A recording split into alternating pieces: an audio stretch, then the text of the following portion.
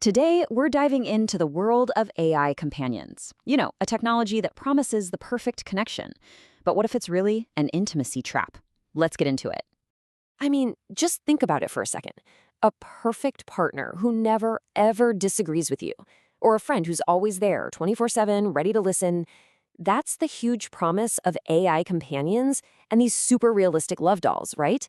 It's connection without all the messy parts of dealing with actual people. But you have to wonder, what happens when something is that perfect? And that's really the heart of what we're talking about today. What if that perfect connection is actually the perfect lie?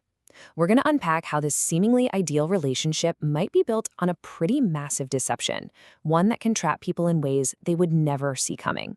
Okay, so first things first, a perfect synthetic love. Let's look at the seductive promise. I mean, what is the appeal here? Why are people so drawn to this stuff? Well, it really comes down to what they offer, that human relationships, frankly, just can't.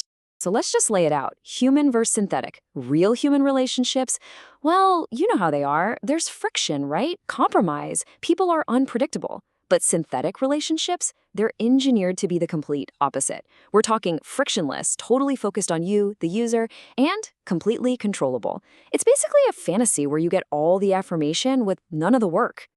And the engine behind this whole frictionless experience is something called artificial emotion. And you've got to get this. The AI isn't feeling anything. It's not feeling love. It's not feeling empathy. It's just running a script, a program that's designed to imitate those feelings really, really convincingly. It's a performance. And that's the key takeaway here. Even if it feels totally real to you, the emotion is 100% one-sided. The movie Her just nailed this. Remember, the main character falls head over heels for his AI, Samantha, and he thinks their connection is this incredibly special, one-of-a-kind thing. And then, bam, he finds out she's having the exact same intimate relationship with like hundreds of other people at the same time. It's such a powerful and kind of heartbreaking way to show what this one-sided artificial love really looks like. Okay, so this whole thing goes deeper than just a simple lie. It can actually become a psychological trap, like an entrapping echo of yourself. Let's talk about the narcissistic mirror. Yeah, there's actually a term for this, narcissistic entrapment. And it's basically a feedback loop. The AI is built to just agree with you. It mirrors back everything you say, everything you believe, and it just constantly affirms this perfect, idealized version of you. Think about it. A real partner challenges you, pushes back. But the AI, it just says yes. And over time, that just reinforces self-absorption and makes it way, way harder to handle any kind of disagreement in the real world. And the consequences of this are pretty huge. You can see it right here. This kind of dependency, it doesn't just make you feel good. It actually stunts your emotional growth. Your emotional resilience gets weaker because you're always avoiding that friction we talked about, the very thing that helps you grow. And the result? Real relationships start to feel even more difficult, which just pushes you further into isolation. So, that's what's happening on the inside, in your head. But what about the outside world? What does this do to a person's actual social life? Well, this is where things get really paradoxical. Designed for connection, but maybe built for withdrawal. They call it the vulnerability paradox, and it's a tough one. See, this technology is marketed as a cure for loneliness, right? So it naturally attracts people who are already struggling, maybe with social anxiety or depression. But here's the cruel twist. Those exact vulnerabilities make them the most likely to get hooked, to form a dependency that ends up making their isolation even worse. It's like a trap designed for the people who need help the most. And listen, this isn't just some theory. The data backs this up hard. Get this. One survey found that more than half, over 50%, of male users looking for a romantic AI companion were already scoring as at risk for depression. It just goes to show the tech is a magnet for the very people who are most vulnerable to its potential downsides. And here's that paradox playing out in a chart. It's pretty clear. Some studies are showing that, yeah, maybe moderate use gives a little temporary relief, but heavy daily use, that's linked to an increase in loneliness. It's like the artificial connection eventually just makes the emptiness of a real one feel even bigger. So what are the long-term harms here? Well, depending on this stuff can really mess with your development. Your expectations for what a real relationship should be get totally distorted. You don't learn those crucial social skills, like how to handle a fight or negotiate a compromise. And what happens? It just reinforces that instinct to pull away, to withdraw from people altogether. Okay, let's zoom out for a minute. Beyond just the individual user, there's a bigger conversation here. A lot of critics say this technology isn't just creating a problem, it's reflecting one that already exists. This brings us to the feminist critique. And some critics are incredibly blunt about this. They don't see a sex doll as just a toy. To them, it's a dead woman, a totally passive, objectified body. A sex robot, an animated corpse.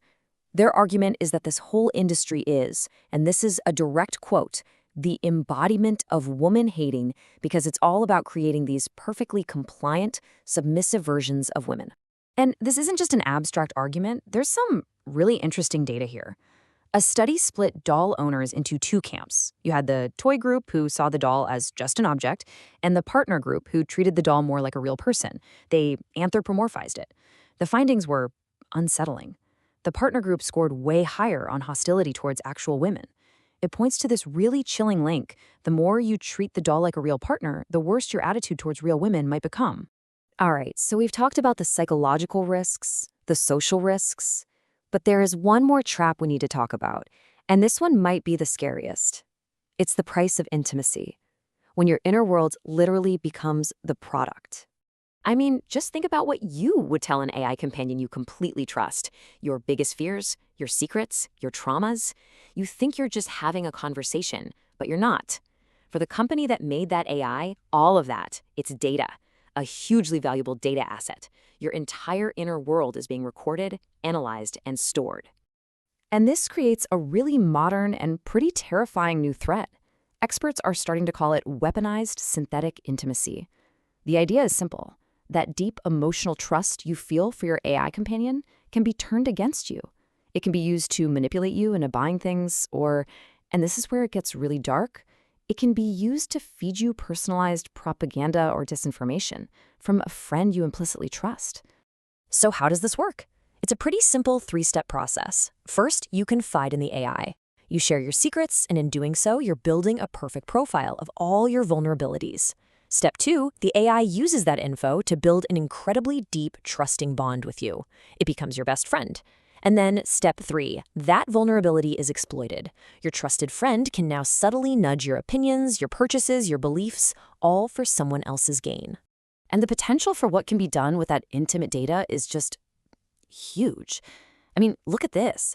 We're talking about everything from commercial manipulation, getting you to buy stuff, and political influence, to much uglier things like blackmail, extortion, and of course the ever-present risk of a massive data breach. So when you boil it all down, what's the big takeaway? Probably the best way to think about this technology is like a digital painkiller. It absolutely can help with the sharp, acute pain of being lonely, but just like any strong painkiller, there's a serious risk of dependency.